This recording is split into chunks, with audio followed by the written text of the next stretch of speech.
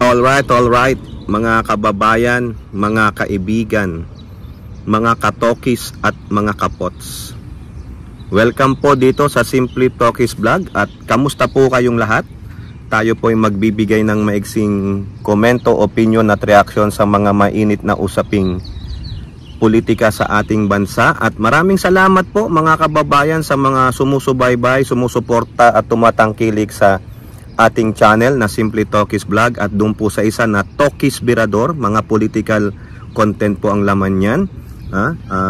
Tayo po ay paunti-unting umaangat, no, in terms of subscribers and views, no.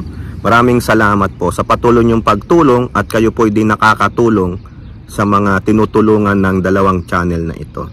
Okay, may God bless us all, may God bless our country, and may God bless the Marcos administration and protect it from the forces of Kampo ng Kadiliman and their minions. Buhay na naman po muli ang Kampo ng Kadiliman. Sila po'y nagsisimula ng manira sa administrasyon at pagandahin ang kanilang imahe kasi itong mga leader ng Kampo ng Kadiliman ang mga may ambisyon na mga tambaluslos sa 2028. No? Ayan na po sila.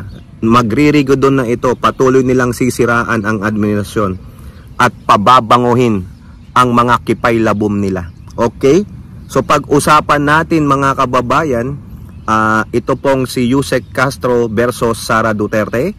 At nako, maghanda-handa po kayo mga kababayan, no? Patay na naman ang kaban ng bayan ito. Patay na naman ang mga taxes ninyo, no, mga OFWs. Patay na naman ang mga padala ninyo sa kaban ng bayan. Bakit? Ito, mabibigla kayo mamaya. Sasabihin natin sa inyo bakit. Malulustay na naman ang pera ninyo. Okay? So simulan natin dito sa patutsadahan ng dalawa na ito, si Yusek Castro at si Tokmol ninyong Vice Presidente. Kasi po, itong Vice Presidente nyo ay nakabalik na sa ating bansa mula sa 4 na araw na paggagala, paglulustay ng pera ng bayan sa Malaysia. Nandoon nabuking ang mga sinungaling. O di ba ang ganda niyan? Rhyme na rhyme mga kababayan. Nabuking ang mga mandarambong. Bakit? Si Robin Padilla hindi makatiis. Yung bunganga niya parang si Harry Roque lang. Yung tututukan niya na daw ang pagiging senador niya sa 2022. Tapos na ang pagiging intern niya sa Senado dahil natuto na siya paano makbukbang. Magiging professional mukbang senator po si Robin Padilla. Sinabi niya po doon sa Malaysia na itong dalawang tambaluslos na Kampo ng Kadiliman leaders ay tatakbo po bilang mga presidente at vice presidente. Yung pala yung mga ambisyon Sabay patuloy na naninira kay Speaker Martin. O di ba? Sila ang mga totoong tambaluslos. Ngayon si Pusit nakabalik na interview, no, tungkol diyan sa impeachment. Lalong-lalo na nung tinanong siya ng News 5, sa News 5 po kasi may video na ano daw po yung masasabi niya sa panawagan na mag-inhibit ang mga senator judges na kampi sa kanya. Tulad nung mga 18, tulad ni Bato, ni Robin, ni Aimee, lalo na si Robin at Aimee dahil kasama po niya sa Malaysia. Walang delikadesa, walang mga yung credibility or integridad itong dalawang senator judges na ito. Biruin mo, nag-oath taking na kayo bilang senator judges tapos kasama nyo yung akusado. Ano na kayo? Ano iisipin ng tao? 'Di ba? Mga bias na kayo. Pero ano po ang sagot diyan ni Tokmol, Vice Presidente ninyo? Ang sabi niya, ganun po ba? Hindi ito verbatim di kung ganun po, marami rin tayong ipapa-inhibit ng mga senators. Nandyan daw po si Senator Risa Hontiveros na sinabi mismo daw sa bibig ni Risa Hontiveros na sisiraan nila ang Duterte. May ganun bang sinabi si Risa Hontiveros? Magpakita nga siya ng ebidensya na talagang sinabi ni Risa. Hindi naman ito pagdidepensa kay Risa Hontiveros. Ang nabasa kong mga sinabi ni Risa Hontiveros ay katotohanan lamang, no? Na dapat maging harapin ang accountability ng mga Duterte. dapat sumunod sa rule of law, sa due process. Hindi tahasang sinabi ni Senator Risa Hontiveros na sisiraan ang mga Duterte. Wala po eh. Kay Sara Duterte lang yun.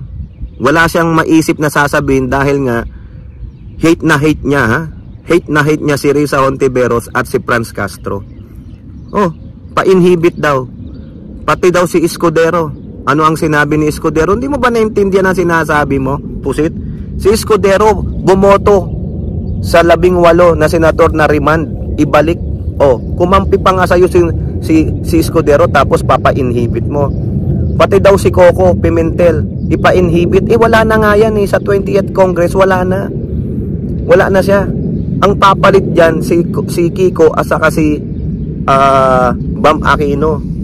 Oh, hindi pa natin alam si Bam Aquino. Oh, diba? Kasi inendorso ng iglesia yan. Ang usapan yata, basta bumoto ka ng no to impeachment. O, tutuparin ba ni Bam Aquino yan? Ang sabi na nga sa kanya ng mga pings kulay rosas ang Judas. O, meron kayong kasamang Judas dyan sa kakamping. Okay? So, sinabihan daw siya ni Coco Pimentel na lukaret. Asan ang sinabi ni Coco Pimentel na lukaret? Ang nagsabi sa yung lukaret ka, hindi mga senador. Ang nagsabing lukaret ka, si Ramon Tulfo.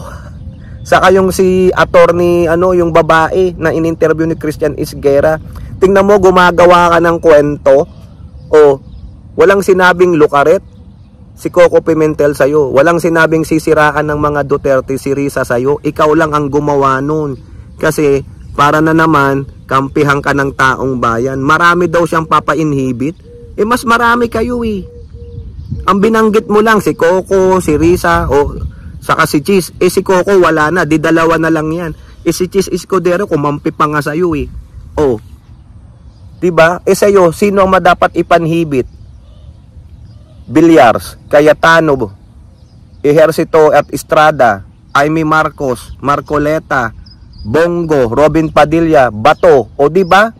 Si Joel Villanueva, sino pa? Si Lito Lapid, Loren Legarda, ang dami sa 18. O, di ang gawin na lang, kumuha na lang ng jury of your peers. O, kasi bias na bias ang mga senador. Gunggong talaga, no? Bobo talaga. Tapos sinasabi pa niya na si Claire Castro daw ay talagang pinsan ni Franz Castro. Fake news talaga.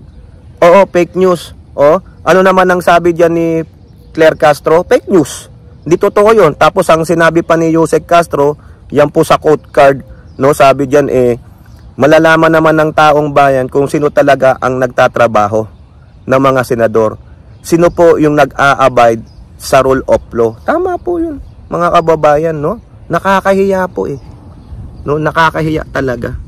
Oh, tapos puntahan naman natin yung yung sa kanyang mga depensa pala, hindi tungkol sa budget. Yung defense lawyers niya para sa impeachment. Ang dami mga kababayan. 16, no? Sa law firm nila Fortune, no? Si Sigrid Fortune ba 'yon? Andiyan po eh. Ang dami, 16 ang magtatanggol sa kanya.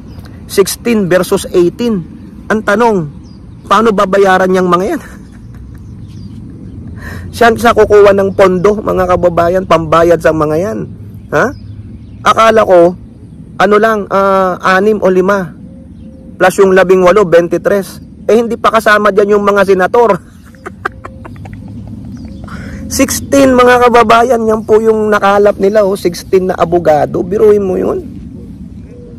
Tapos, may ilang mga judges, 18, 16 plus 8, 24. May dumaan po eh. May naglalakad sa park. Okay, so para ka na palang isang senado dyan, 24. Ano, dami, mali. 16 plus 18, 34. Ang bihira mga kababayan. Talagang talo na ang prosecutor. Yung prosecutor, ilan lang sila eh. Ha? Ilan yon?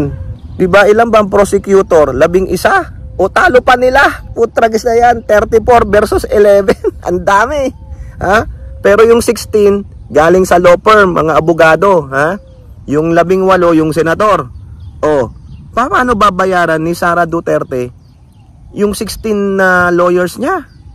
Grabe mga kababayan, ang dami. O baka naman, kaya nang hihingi ng pondo sa 2026 na 733 million. Wow! Yun po yung ano niya. Sabi niya nga, nagre-reklamo siya, ayaw niyang humingi ng mas mataas. Tapos may sinabi niya, pag hindi ka alyado, walang pondo. Eh ba't ka nanghihingi ng 733 million? O di ba? Di sana hiningi mo. Maisog ka eh. Panindigan mo. Pag hindi ka alyado, walang pondo, panindigan mo. Manghingi ka ng zero budget. O, ang tanong, paano niya babayaran yung mga abogado na yun? Mga kababayan, saan siya kukuha ng pambayad sa mga abogado na yan, ha? Biruin nyo, 16 lawyers. 5 yung nasa The Hague. Dolyar o euros ang bayad doon. Sino nagbabayad doon? Saan sila kumukuha ng pera, mga kababayan? Saan? Sa mga supporters nilang OFW? Saan? Sa China? O, di ba mga kababayan? Ang daming pera ng mga Duterte. Oo, dagdagan nyo pa, kasuhan nyo pa. Si Pulong may kaso. O, sana sampahan na ng kaso ng ano yan, Kongreso si Pusit, no? O, ha? Ay, nako mga kababayan. Ewan ko, ang kapal talaga ng muka. Manghihingi pa ng 700 plus million na pondo sa 2026. Tapos sasabihin niya, ayaw kong manghingi ng malaking pondo. Kasi ayaw naman nila akong bigyan. Pag hindi ka alyado, walang pondo. Sige nga, gawin nyo. Ha? Diyan sa House of Representatives, hinahamon ko kayo. Sa Senado, wag nyo siyang bigyan ng pondo. Pero sa Senado, haharangin yan. Siyempre, nandyan si Amy Marcos. Nandyan si Marcoleta. O Marcoleta, kung ako bigyan nyo ng piso, di ba Marcoleta, ginawa mo rin yan sa sa CHR? Binigyan mo ng piso. O, di ba? Bawi-bawi lang, mga kababayan. Tingnan natin kung ano reaksyon ng mga aso ng mga Duterteng senador, ha? Mga aso, mga nakatingala, mga nakatanikala ang leeg. Oo, may leash sila, may leash. Ha? Biruin nyo, 16 na lawyers. Paano babayaran? O, ito lang. This is where your taxes are being spent by your office of the Vice President. Pay for her lavish trip, pay for her personal trip, pay for her lawyers, pay for the lawyers of his or her father. Yan po yan. Kulang pa nga yung 733 million. Bakit? Kasi yung mga pamigay-pamigay pa sa mga kapusit niya. Okay? Meron nyo, 733 million. Tapos 16 lawyers plus 5, 21 lawyers lahat. Ewan lang natin kung anong maibibigay diyan sa mga aso niyang mga senador, no? O kayo po, ano pong inyong masasabi? Comment down below and don't forget to like and share. Hope to see you on next videos. Bye bye, God bless.